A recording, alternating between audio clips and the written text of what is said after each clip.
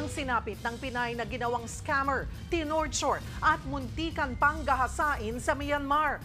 Ang big boss ng scam farm kung saan siya nagtrabaho, nagparitoke para hindi mamukhaan. Nasa frontline ng balitang yan, si Rainiel Pawid, exclusive.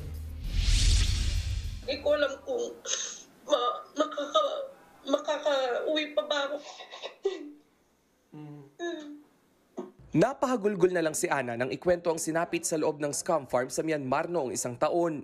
Gaya ng mahigit 200 Pilipino, inakala ni Ana na magiging call center agent siya, pero nauwian sa pagiging scammer. May 2024 nang magsimula sa trabaho si Ana bilang love at cryptocurrency scammer sa Myanmar.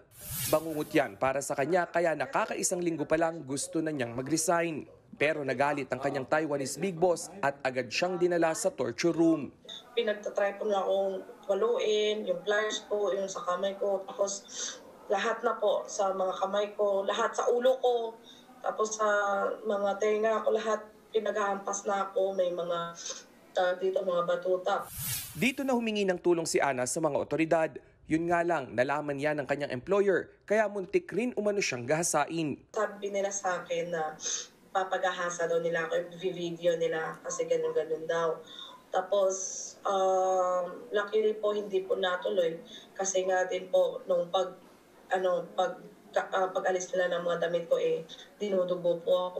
Pero hindi na kontento ang kanyang mga boss dahil pinagubad siya at kinuna ng larawan habang hawak ang placard na nagsasabing siya raw ang operator ng Pogo sa Porac, Pampanga kahit hindi naman totoo. Kwento pa ni Ana, tanging tubig sa CR ang pantawid gutom niya sa loob ng 1 linggo. Natatakot po kung baka may drugs po yung pagkain ko, yung iniinom ko, kaya ininda ko po yung araw na hindi ako makakain. Hindi ko kung makakapag-CR lang ako doon, ako makakainom ng tubig kasi alam ko safe. Matapos ang 3 linggong paghihirap, natunton ng Philippine Police Attaché sa Thailand si Ana. Dito na siya nasagip mula sa scam farm.